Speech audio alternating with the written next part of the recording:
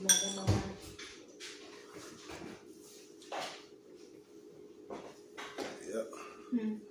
I'll get one. Hold on.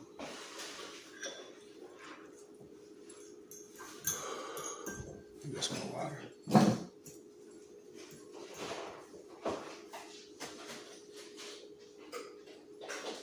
Give me orange.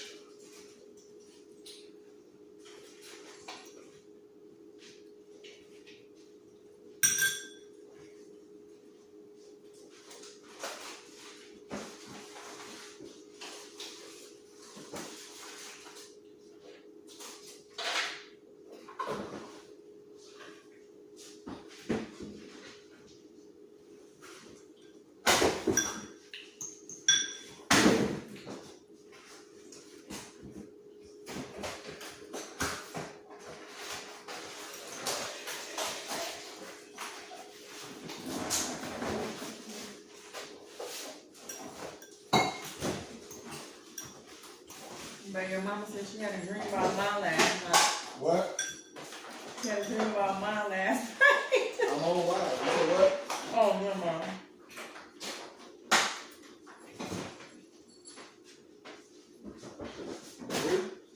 The movie last night, huh?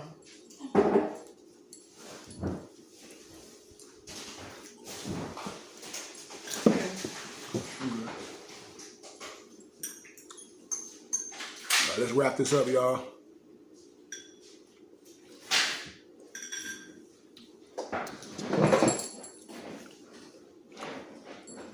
We're gonna wrap this Sunday school lesson up. Cash out $ KG Bay, man, for Sunday school lecture. If Allah put it on your heart to give a donation. If not, oh well. It is what it is.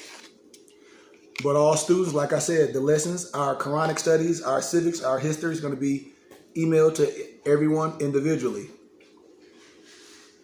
So you'll get your lessons. I say probably what's tomorrow. You get your lessons tomorrow night, Tuesday morning, and you'll have civics and you'll have your intro to Quranic studies. So I want to talk a little bit. I don't want to stay too much in it. The synchronicity of connecting God and man. And when we talk about incorrect titles, and I'm coming from some of my other Gnostic teachings, some of my other Ma'akot teachings as an adept. But incorrect titles. God, Jesus Christ, Holy Ghost. Father is first person. Son is second person. And Holy Ghost, I don't know what word you're going to give that, but that's the third person. But if you're going to use correct titles or correct names, the God, the Father, Yahweh, Elohim is the word.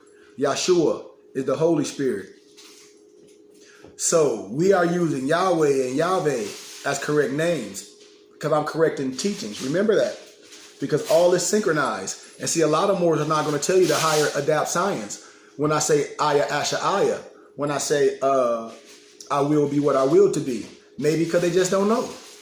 And if you are an adept, you must understand all holy books. You must understand all ancient teachings. Because in Moorish science, a sheik and a sheik is supposed to be an adept in Moorish science. Because those are our titles, sheik and sheikis. But in Moorish science, if you got a title of a sheik and a sheikis, you should be an adept. You should know all the Gnostic teachings. You should know all the Gnostic teachings. All of them. All of them. If not, you a liar and a sin. I'm sorry. I'm sorry. And when I'm speaking, the only reason why a person don't understand or agree because they're not there yet.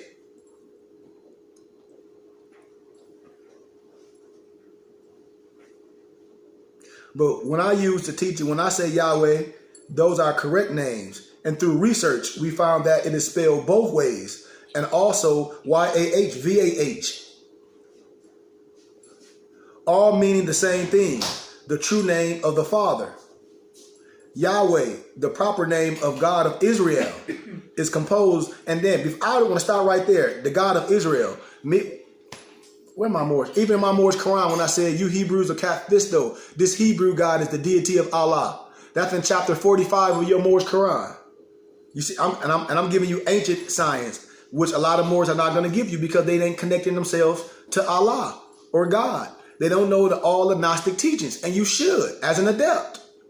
If you say you're an adept, not just no title you gave yourself. But Yahweh, the proper name of the God of Israel, is composed of the consonants, the YHWH. And I show y'all how the YHWH was in the hieroglyphics. I show y'all how the YHWH, I done did so many lectures over and over and over. You got these brothers call themselves some Egyptologists. And I say, well, if you a damn Egyptologist, why you ain't been interpreted the Metanetter, the signs and symbols? Because the signs and symbols, it show you that YHWH. Point blank. That's elementary science in the Hebrew, and is therefore called the Tetragrammaton. And the Tetragrammaton, the four-letter name of the Hebrew God, pronounced Jehovah through misapplication, dating back to 1270 of the vowels of Adonai, Lord. The consonants J, H, VH. The correct pronunciation is Yahweh, if we're going to correct teachings. Also, we have used many different versions of the Bible. But all versions, we are using the correct name. Whatever we feel is necessary, we have indicated which Bible we are using by the following abbreviations. This is some of my adapt teaching when I teach. I'm going to tell you what Bibles we use. I'm coming from volume 1 and 2. Thanks for the donation, Noble. I'm coming from volume 1 and 2. So let's finish. When I'm talking about Elohim, the archetype, the original pattern of the universe. So let me get to the teaching. I'm going to get to page 28 because I want to synchronize the text and I'm done. So Elohim manifested in the physical form of man and the creation. So when I speak of these things, when I speak of connecting, when I speak of synchronizing yourself to God, to Allah, you got to understand the illustrations the pictorials that I paint, the unity that I paint. You know, the science. And I'm going to start showing you pictures and stuff like the physical shape and form. When I show things, scripture that I want you to keep in your hippocampus and research and meditate on. John 1 and 14, 1 Timothy 3 and 16, 1 John 5 and 20. I want you to meditate on those texts and research them. Keep unity in your mind. Keep yourself pure when you're studying these texts. And according to his purpose, according to the purpose, keep it in your mind what we're talking about in 2 Corinthians 5 and 17. Write these texts down.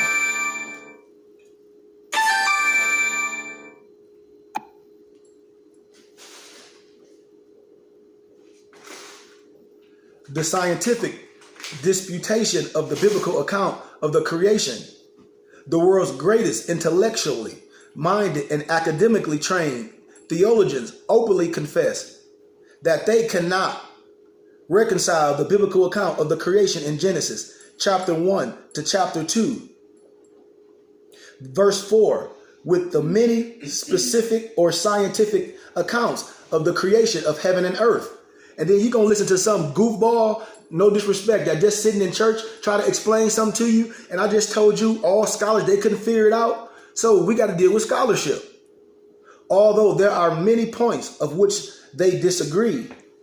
But I'm going to limit this discussion to the following. So the biblical scholars cannot satisfactorily explain how that there was light before the sun, moon, and stars were created and placed in the heavens on the fourth day. See, these are the things that we discuss in scholarship. The religious scholars cannot explain how the vegetation came forth from the ground and grew into fruition on the third day before the sun was placed in the heavens on the fourth day of the creation. See, a preacher can't give you that because he don't know. All he's going to do is try to give you religion. The biblical account that vegetation was complete in all of its forms on the third day of the creation before any animal life appeared on the fifth and the sixth day of creation is not understood nor can be explained. And these points of contention are mentioned in research when we research in Fook and Wagnalls in the New Standard Bible Dictionary, the third revised edition, under the caption Cosmogony or Cosmogony, page 152. And 59 contributes to the world's best known biblical scholars plainly admit that they cannot, and I repeat, that they cannot reconcile the biblical account of creation with accepted scientific belief and concepts because of the following reason. Science recognizes the sun as the source of light, right? And it's necessary for the growth, right? Of all life, of all plant life, right? Science teaches that plant and animal life exist in a what? Symbiotic relationship where one cannot thrive without the other. What you mean? They depend on each other? The utter failure of the part of these astute and worldly trained so-called Bible scholars. They can't figure it out. They don't know. How can there be a creation without a creator? Think about this. That's the $1 million question. People talk about what they don't believe in. Where do you think this all came from? This is a creation. So you don't think it's a creator? Somebody talk to me. Do you think it's a creator? Or do you think this is some Big Bang theory? You said the Big Bang theory? Yeah. And it's just a theory. Thank you. That's what I've been trying to tell people. They don't get into words. I say words mean things. You got to research what theory means. Theory is just like a rear end. Everybody got one. How can there be a creation without a creator? Exactly. How can there be a creation without a creator? Think about this. This is simple. This is elementary. This is elementary science.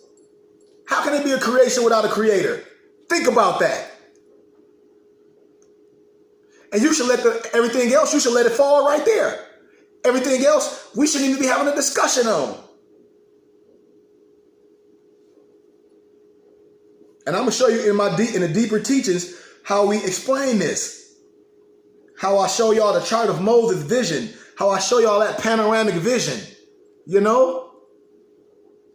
Moses received a vision of the creation while he was in the cloud that covered the top of Mount Sinai for 6 days in the year 1490 BY, before Yahshua the Messiah. I'm going to teach you this on our charts.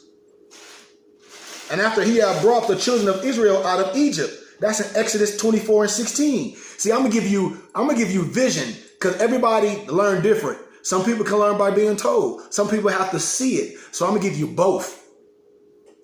Moses was accompanied in Mount Sinai by Joshua, the son of Nun, right? So, okay, so who is Joshua if he's the son of Nun? Where he come from? Who in fact was Joshua? I'm trying to tell you, I'm going to connect all of it to show you it's no mystery. They just lied to you, and you've been lied to. Big Mama was lied to, so Big Mama lied to your parents. Your parents are lied to, so all you got is a lie. No disrespect to no one. If we're not going to correct the teachings. If we're not going to correct the teachings. Numbers 13, 8 and 16. Who transfigured before Moses? See Matthew 17, 1 and 9. Who transfigured? What do you think transfigure mean? He transferred to an Autobot? You think he transformed into a transformer? Who transfigured before Moses? Numbers 13, 8 and 16. Matthew 17, 1 and 9. Thus this was the anthropomorphic form of Joshua or Elohim. Research what anthropomorphic means. See, I'm giving you metaphysics. See, this is deeper than what they be telling you. We're going to get with science. And I know this is the first time a lot of Moors hearing this. That's why you got to be a student so you can start connecting it. And the only time we did something is we don't know. And we're not Negro, black, or colored. We're Moorish American, master navigators.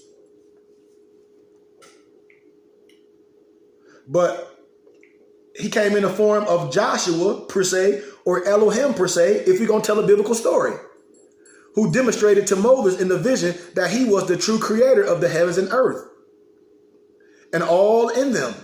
And the vision of Moses took place in the realm of eternity and not the realm of time. Our Moorish Quran say it never was a time when man was not. Are y'all following me? We're going to connect the science. The only time Moors did stuff is because they're not going to sit down and do the work. All we want to do is find fault and argue and argue and argue. That's Negroes. That's Negroes. We deal with solutions. Then we move on. But the true creator of heavens and earth, the vision of Moses took place in the realm of eternity and not in the realm of time, as typified by his entering into the midst of the cloud, denoting pure spirit of the eternity of Yahweh. See, a lot of people don't even know what I'll be talking about. You got to understand the esoteric and the exo. It was the time of Joshua, per se, who was with Moses and Aaron and the children of Israel down in Egypt. And he was the phenomenal light that lit up the land of Goshen, where the Israelites had light in their dwellings, whereas throughout the rest of the land of Egypt. And there was the plague of the what? Stygian. Of what? The black darkness, per se. Y'all don't even know what that, and a lot of people take that out of context. Listen, everything is dark. From dark come the light. Think about that. And then I'm going to teach that further. Furthermore, the same Joshua was the phenomenal cloud that furnished the light unto the Israelites during the 3-day march to and through the Red Sea, right? But you got to understand the analogy of what Red Sea I'm talking about. That's why you must be educated, and you can't take the teachings out of context. What are you talking about, Noble? Esoterically or exoterically? You got to be able to understand the two. And at the same time with absolute pitch black darkness to the pursuing host of Pharaoh. So when Yahshua, the Messiah, who was the son of Yahweh, spoke to the Jews during the 3.5 years of his ministry, he told them that he was the light of the world, John 9:5. And in further confirmation of this fact, John in his vision of the Isle of Patmos, who wrote of Yahshua, the Messiah, in the book of Revelation, and the city, Jerusalem above, had no need of the sun, neither of the moon to shine it. For the glory of Yahweh Elohim did lighten it, and the Lamb is the light thereof. Revelations 21 and 23. Are y'all follow what I'm saying? I know most Moors don't know what I'm talking about, because this is new. And that's why I'm saying, where I'm giving you a preface to where you must be a student and get out of that man-made religion and get into synchronizing your body and get to synchronizing your body to the science.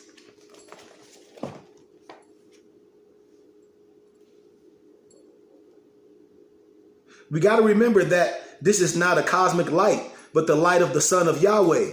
So when Yahshua the Messiah, who was the Son of Yahweh, spoke to the Jews in his vision, Moors, on the Isle of Patmos, who wrote of Yahshua the Messiah in the book of Revelations.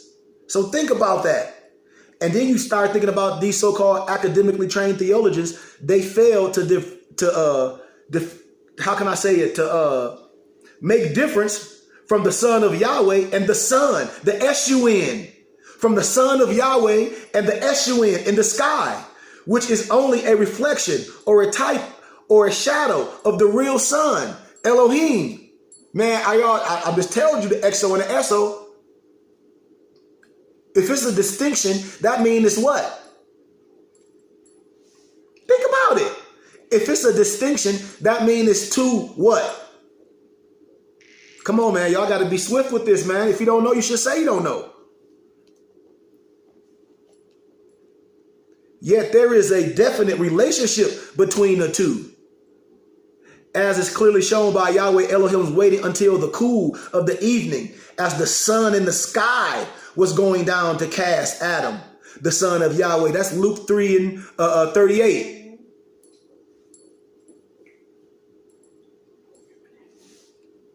Out of the Garden of Eden into outer darkness after his sin. What do y'all think the Garden of Eden is? The Garden of Eden was Africa. See, this is what the Garden of Eden. That's why I say you're going to let somebody give you some spooky stuff and they take your science and use it. The Garden of Eden is Africa. Into outer darkness after his sin, per se. So here we can see that the two, the sun in the sky and the Son of Yahweh, are going down together. That's right, Noble, the two sons. That's right. That's right. Likewise, as Yahshua the Messiah was dying on the so-called cross, I'm just giving y'all the story so we can correct these teachings. and all of our life or light was draining out of his physical body, the sun in the sky began to darken and to go down into the stagnant black darkness of the 6th to the 9th hour. So again, Moors, the sun in the sky is coordinated with the son of Yahweh as the two go down together. Then 3 days later, as it began to dawn toward the first day of the week, that is, as the sun in the sky was coming up, the son of Yahweh, or Yahshua, rose from the grave, thus accomplishing the rise of the two sons, the sun and son together. What day you think the beginning of the week, y'all? What day is the beginning of the week? Huh?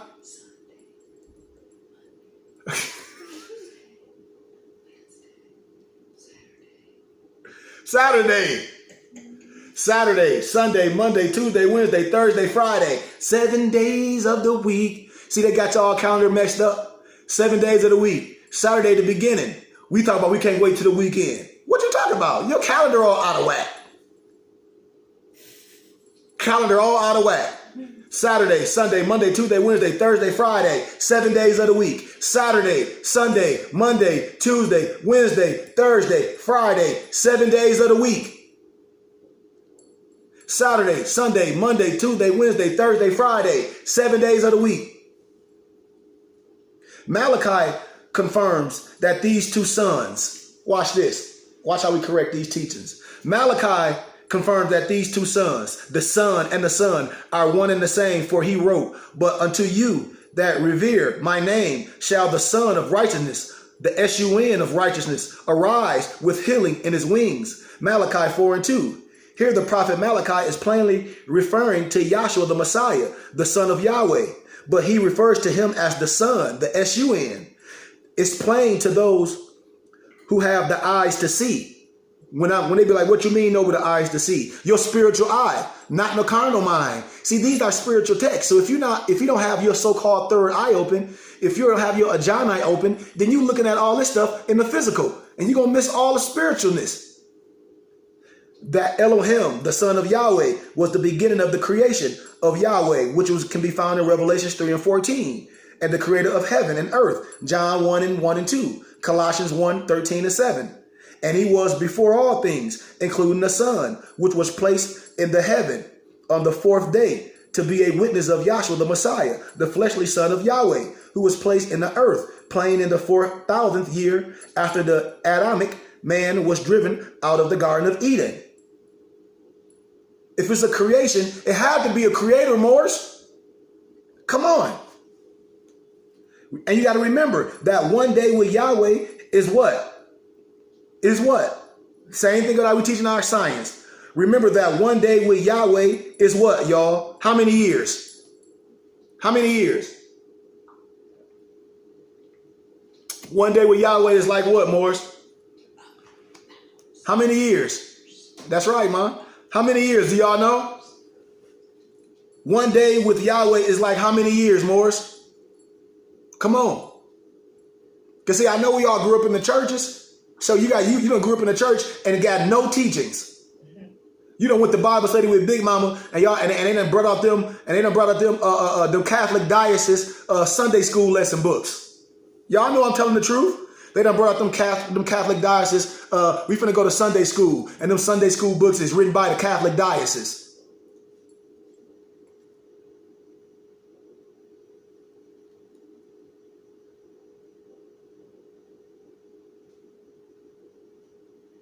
And 1,000 years is one day. You can research this in Psalms 90:4, 2 Peter 3:8. This Elohim, or Joshua per se, who spoke to Moses at the burning bush, told him that he should tell Pharaoh and the Israelites in Egypt that he was Aya Asher Aya, which means I will be what I will to be. Thus he willed to be the sun, the moon, and the stars. And in fact, the universe in its totality is one or another manifestation of him, Yahweh Elohim.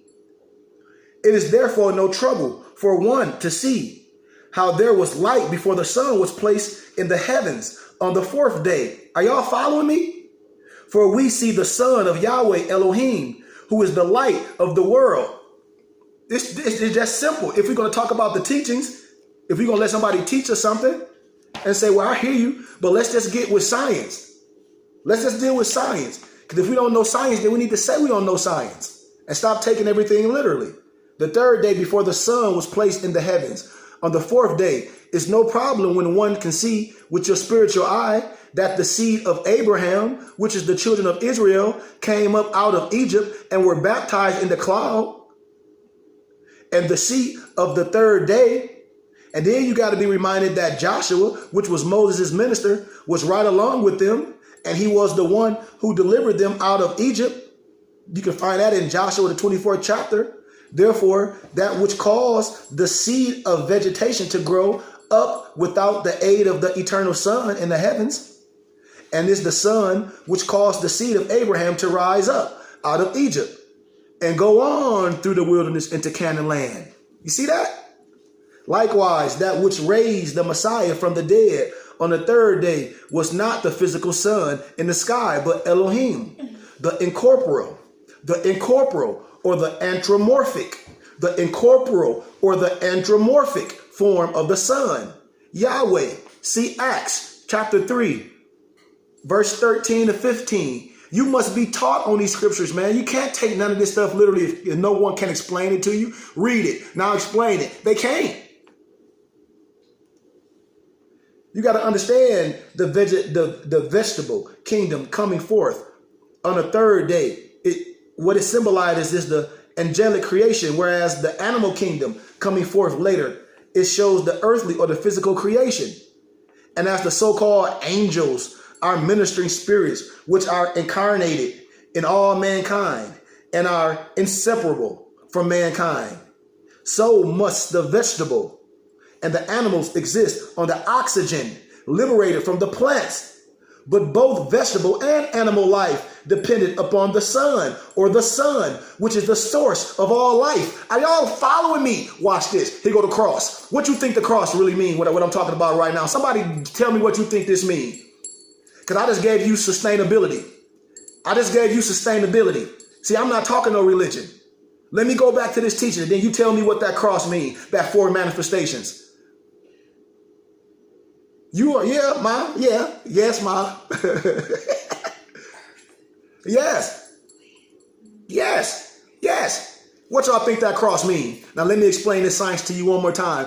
I'm explaining it to you. I'm explaining scripture to you so you don't get caught up in no religious aspect. Listen to this. Where I stopped at. The plants exist on the carbon dioxide erected by animals, and the animals exist on the oxygen liberated from the plants. But both vegetable and animal life are dependent upon the sun, or the sun, which is the source of all life. What I'm talking about. So what sustainability am I talking about? When all you religious brothers and sisters, when you wear the cross, I don't understand it. When I say we can agree on sustainability, because I know the religion. That's why when I talk about the science and theory don't mean nothing. I deal with the science. The science liberates. Somebody prove you of a crime, and then the science prove that you ain't do it. So what am I talking about?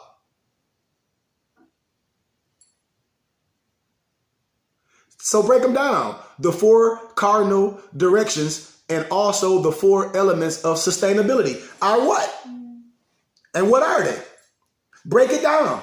Because I just broke it down when we thinking this some religious stuff, and I'm like, no, man, we talking about sustainability. Everything that we can do, everything that we agree upon. So you thinking this some religious cross. What do it mean? What do it mean? You just broke it down, Noble. So what do it mean? What's the four elements? Break it down. What's the four elements? This is how we learn. So teach them. Fire, water, earth, and air. Or the fear. When I show you my man chart.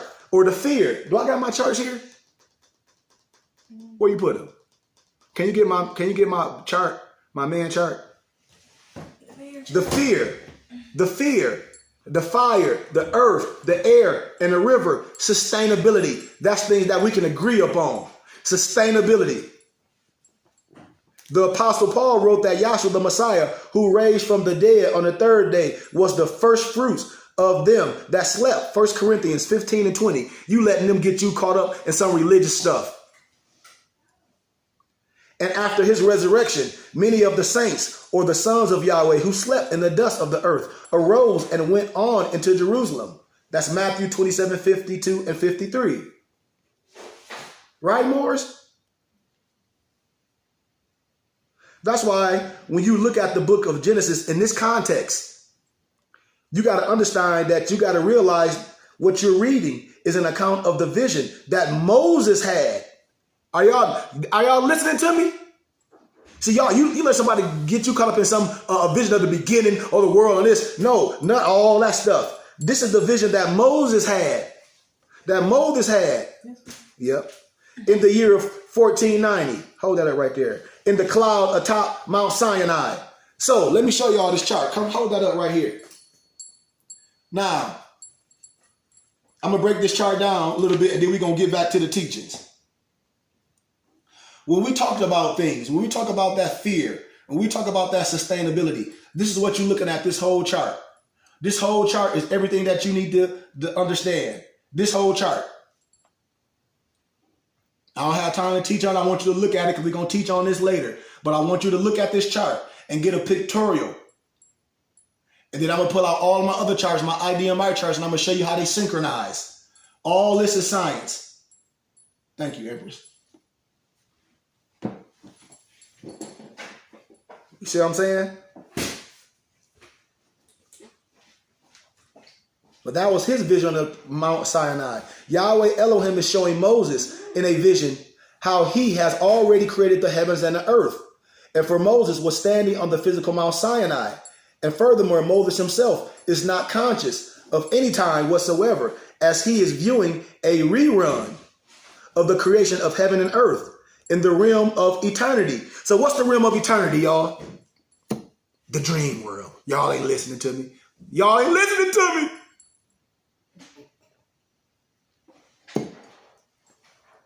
Moses accounted the creation with the divine pattern of the tabernacle, which is also received. It confirms that Yahweh Elohim is the archetypal or original pattern of the universe and conclusively proves him to be Aya Asha Aya, or I will be what I will to be. And the whole universal creation witness to this, Morris. And thus is the purpose of which was created. Right? I can go on and on with the teachings, but giving y'all a crash course this Sunday school. And I'm going to leave y'all with this. When I told y'all the Quran and the Bible synchronized, watch this. Watch this, y'all. And I'm done. Because if we're going to teach, we must teach, y'all, and we must teach the right way. So nobody won't be lying to us. Right?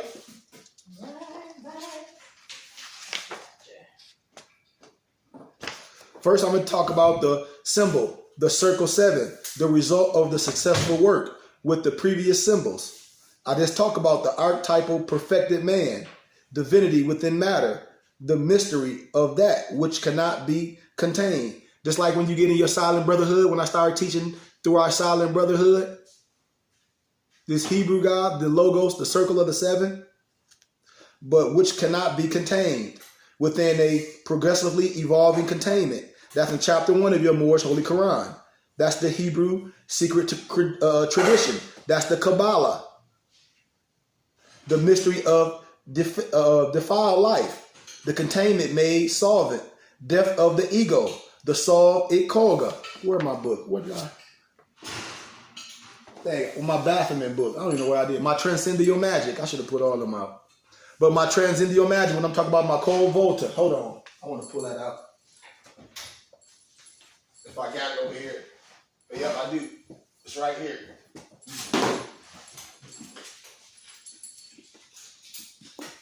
This year, when I tell y'all ain't nothing spooky, I done the lecture on the Baphomet. And how I told y'all the Baphomet is written Kabbalistically. Temp, Hob, Abs, Abba, and Alicia Levi connotated all this science from the River Nile gods. It's just what it is, man. So we must be clear on all teachings. But so that the rays of light, the breath of Allah may germinate, the seed buried within the grave of the ego, which is the seven, and the divine pluralism. Now I'm finna teach y'all and we done. The divine pluralism within monotheism, the Christian Trinity, Islamic monotheism. They go to conflict resolved once again. For God so loved the world that he gave his only begotten son, that whoever believed in him shall not perish, but have everlasting life. That's in the Gospel of John 3:16, right? Now watch this. Say he, Allah, is one. He begets not, nor is he begotten, and there is none like him. That's the same thing. That's Surah 112, 1 and 4. How many times did the Quran talk about Jesus? How many times did it talk about Muhammad? And we have another question. And we can have a whole other conversation. Because I know Moors ain't read it. I know Moors ain't read all or nothing. They just copy what somebody's saying and just get the posting stupid stuff. And then you make yourself look so like an idiot. Because I'm like, you ain't read it. Stop doing that. Stop just posting memes. Stop just doing stuff you ain't researched and know you ain't researched it, but it sound good. Stop playing. And Moors playing. You don't got no time to be playing around just posting stupid ass memes. That ain't no cuss word. That's $1. But the source of the conflict lies in the confusion of a microcosmic aspect of the one true reality, God the Son, and its most recognized personal manifestation, Jesus or Yahshua per se. The divine pluralism within the monotheism, the Christian Trinity, Islamic monotheism, the conflict resolve. Identity, property of addition states that the sum of zero and any number or variable is the number or variable itself, right? Yep. When I told y'all, mathematics and alphabet supreme across the boards. Now let me see you use it. You can't. I done broke this down. That's why I be laughing at these religious brothers and say, I don't care what you call yourself. A Moor, a Hebrew Israelite, or whatever you want to call yourself. Man, you a joke. No disrespect. If you're not connecting to science, you're trying to use one book against the other. Man, these books synchronized. Who you playing with? Identity, property of addition states that the sum of zero and any number of variable is the number or variable itself, or 1 plus 1 plus 1 equals what? Equals what, y'all? 3. Indicative of the linear, finite thinking causes the intellect and the intuition to clash. Identity property of multiplication states that the product of 1 and any number or variable is that the number or variable itself, right? So 1 times 1 times 1 equals what? 1. This supreme mathematics. Indicative of the true Islamic thought, the infinite. It satisfies both the intellect and the intuition. This too simple. This elementary science. This too simple. Now I'm going to show you the divine pluralism within monotheism, the Christian Trinity, Islamic monotheism, conflict resolved. Once again, the aspect, we talk about 1, 3, 7, and then we go to 10, the aspect of God and man. So behold, thy Lord said to the angels, I will create Khalifa in the earth. They said, will thou place therein one who will cause mischief and the shedding of blood, while we do celebrate thy praises and glorify thy name? He said, I know that you know not. Surah Al-Baqarah, chapter 2, verse 30 to 34. So the biblical term only begotten son and the Quranic term Khalifa are identical. Did you hear what I just said? Now you go ask your religious Moor or that religious Muslim imam and see what he tell you the truth. He gonna lie to you. I'm telling you this the same. And I'm telling you matter factual from scholarship. They playing with y'all, man. The biblical term only begotten son and the Quranic term Khalifa are identical. Therefore, the authentic tradition maintains that Surah 2 and 30 and John 3:16 are describing the same event. It's describing the same event. I know Moors don't study. That's why I say you can get in all your religious, a person can get in their religious feeling all they want to. I don't care. That's why I know Moors don't study. Because all Moors do is follow what they think is right. But if somebody lying to you and you can prove they lying, they ain't the fool. You the fool. Because they know they lying. And you're going to rock with that garbage. I told you a broken clock is right twice a day. I don't need nobody lying. This is scholarship. And if you're wrong, then you need to be sincere and say you made a mistake. You were sincere in your teachings, but you were sincerely wrong. Because see, the teaching should correct us. Our ego should let us not correct the teachings. The God of man should be able to come back and be like, you know what? I was sincere in the teachings and I didn't do my due diligence. Just like in the court of law, there's not an excuse of not knowing in the law in the court of law. You didn't do your due diligence. Shame on you, Moor, or so-called adept. The terms the world and the term earth are indicative of that which is created or manifest reality. The terms God and Allah within the context are indicative of the timeless, the causeless cause that is beyond all manifestation, hence beyond all comprehension. And the term only begotten Son and Khalifa refer to the God Allah's presence within his own creation and the miraculous means by which this insertion or assertion takes place is referred to in the Bible as the Holy Ghost. Islamically as Baraka. Islamically as Baraka. Baraka for all my religious Muslims. That's be dissing something. I'll show y'all that Muslims believe in the Bible, but it must be interpreted the correct way. Y'all been all that religious dogma, I don't got time for it. And it constitutes the authentic tradition, the line that unites divinity and matter. Y'all ain't hear me. Symbols, numbers, letters, and colors. Numbers are the universal language. Numbers are symbols of primordial thought forms, and thus are living things. Numbers measure vibration.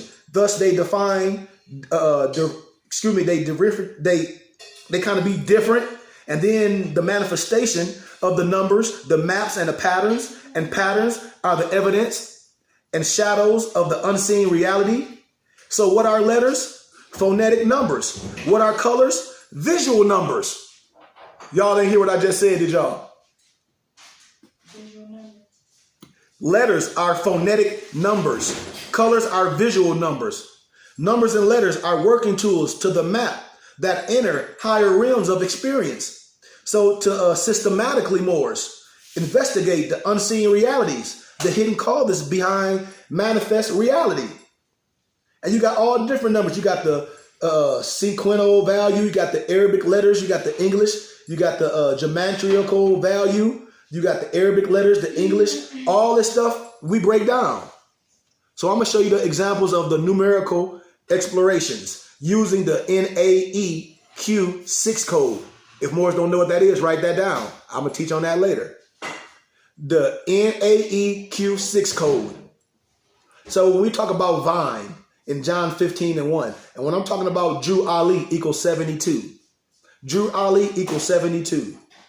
I am the vine and my father is the husbandman. A clear indicator of the physical manifestation of the authentic tradition. Also by the definition links to the phrase 72-fold lion, which has the numerical value of 231 of white tincture or tincture, or the alchemical philosopher's stone, right? So should numbers and letters stimulate this? So should numbers and letters stimulate DMT? Is that what you're asking me? Come on, man. You activate it. Come on. So I told y'all about Pascal Beverly Randolph and all that. He was half original, born in 5 points of the section. He traveled widely, blah, blah, blah. We know who Pascal, and they try to make him look like a European, but I'm going to show you other pictures of Pascal Beverly Randolph in later times. But I want to stay on that aspect because I want to finish what I'm doing. So black, according to science, means death. White means purity, and purity means God, and God means ruler of the land. So what is meant by the word black? And black, according to science, means death. Stay in the context. See, you get all them religious Negroes that, oh, he said he ain't black. Why you always say you ain't black? Because black, according to science and law, means dead. Ain't nothing dead about me. So put dead in front of everything that you call yourself a Moor. Put dead in front of everything you want to call black. Dead relationships, dead husband, dead school. Come on, man, you talking about you a Moor. What kind of science? Mathematically speaking, black equals death. That's science. And death is no enemy of man. It is a friend who, when the work of life is done, it just cuts the cord that binds the human body to this earth, that it may sail on smoother seas. And there is a holy ministry in death, and man cannot die. The spirit man is one with Allah, and while Allah lives, man cannot die. Black, according to science, means death. White means purity. Purity means God, and God means ruler of the land. Now, stay in the context. We know everything in life is black because that's melanin. Everything in life has melanin. We know that. We know that. The closer you get to the sun is black. We know this. We know the color spectrum. Everything come from dark to light. We know this. Stay in the context is what I'm talking about, though. Science is the intellectual and practical activity encompassing the systematic study of the structure and behavior of physical and natural world through observation and experience. Right? That's right, Noble. He's right. You're right. And people be missing it. But that's right. He was depicted by Doctor Strange. That's one of my favorite movies too. See, we could, I did not tell y'all, I told y'all it's more that we're going to be vibrating alike, because if you're a scientist, we're going to be picking things out. But the relation of the world, black to death. Chapter 17, 35 to 37, alchemical death. Disintegration, defined as the fermentation of elements into a state of dissolution. The alchemical term for the alchemical form for this purification is negrito. You ain't know that, did you? Negrito, Nigredo. And occurs via an extreme heating of the material to the transformed within a containment or a flask. In the spiritual death of the ego, the physical body is the flask. The fire is the true will, developed, inflamed by persecution, sacrifice. And this process is referred to by the Taoists as practicing to die. And the Sufis mantra, die before you die. We die before we die. If you a Sufi. Cornelius Agrippa. The negrito, or the blackness, in the alchemical sense, means decomposition. And by the penetration of the external fire, the inner fire is activated and the matter starts to purify. And the body is reduced to its primal matter, from which it originally arose Moors. And this process is also called cooking, and the black earth is closed up in a vessel or a flask, and then it's heated. So purification is so effective that it destroys the old nature and form of the rotting bodies. It transmutes them into a new state of being. That's when you talk about the old dying, when we killing of this lower self. And then we come into a new state of being to give us a totally new fruit. Everything that has life dies. Everything that is dead purifies and finds a new life, Moors. Black, according to science, means death. White means purified or purity. Purity means God, and God's mean ruler of the land, Moors. In the alchemical process, negrito gives rise to the albedo, the ALBEDO, the white light, divinity of man, piercing through the developmental stages of the negrito. It represents man's first recognition, Moors, of and communication with his own divine nature. In fact, nothing dies except what hinders and obstructs the transformation, and that's the ego.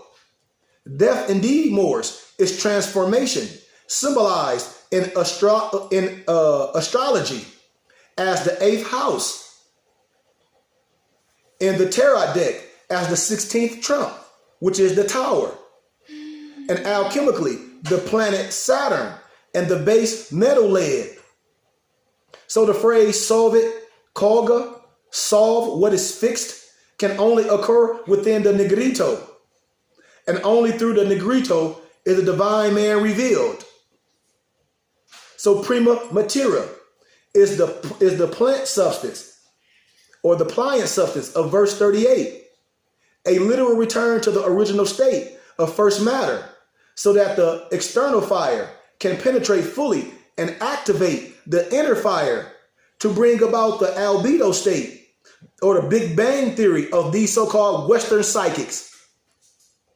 In chapter 1 of our Quran, the prima materia equates to the ethers of the plane of soul and the dark matter of the quantum physics and the inner fire that must be touched by the penetrating external fire is the seed that came forth from the heart of Allah. Right, Morris? We almost done. Types of death. The spiritual death, which is the carnal sensation, tune man's attention away from his origin and towards his own creation. These is our teachings. Our vehicle for physical expression, the rise of the ego over the true self. It was this shift in the attention that tore man from his source, Allah. If debasing himself, when I talk about physically alive but spiritually dead, we walking around physically alive but spiritually dead. The ego is murdered, allowing the inner seed, the true self, to place his hand in Allah's own hand. The external fire penetrating to the inner fire, the seed, the rays of the alchemical sun. At the high noon, the Leo raising up the purified body via the strong grip of the lion's paw.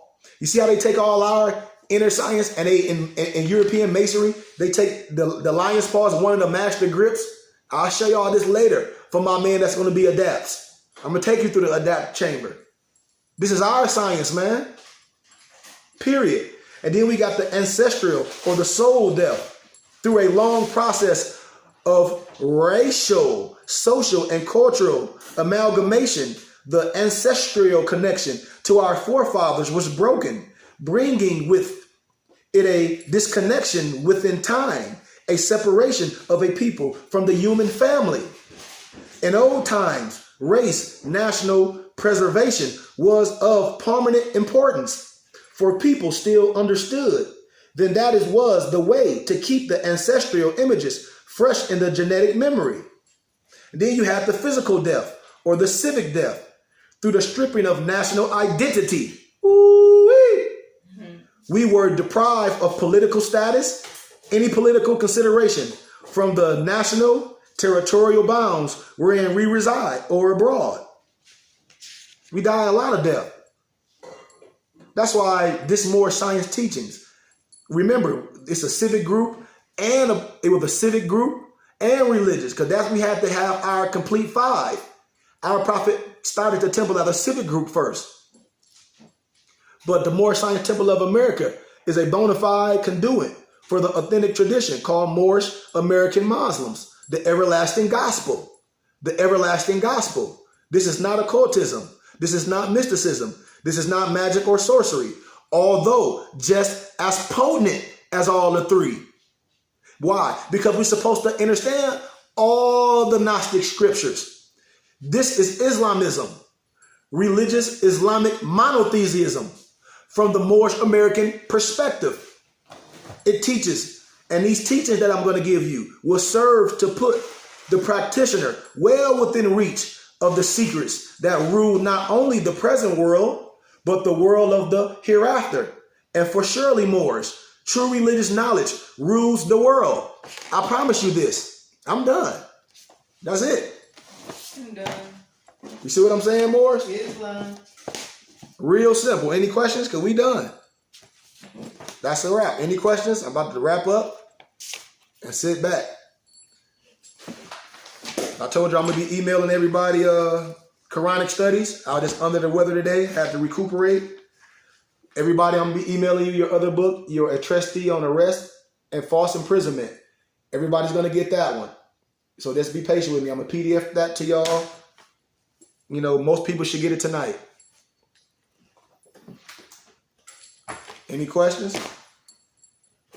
No questions?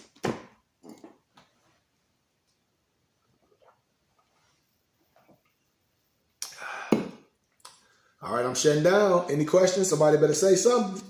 You got 2 minutes. Peace. 1 minute left. If you got any question you want to ask, email it to me. Like I said, my students only. My students only. Because I like I said, I don't answer questions to the public no more. That's over. Islam. Everybody, y'all second fet. Y'all second, the second batch of feds is coming out. Everybody get ready to have their feds. Man, I can't wait till we meet and greet, man. Everybody have our feds on. It's gonna be amazing. But I love all y'all, man. Islam and peace. Islam, peace. Ooh, got some more donations.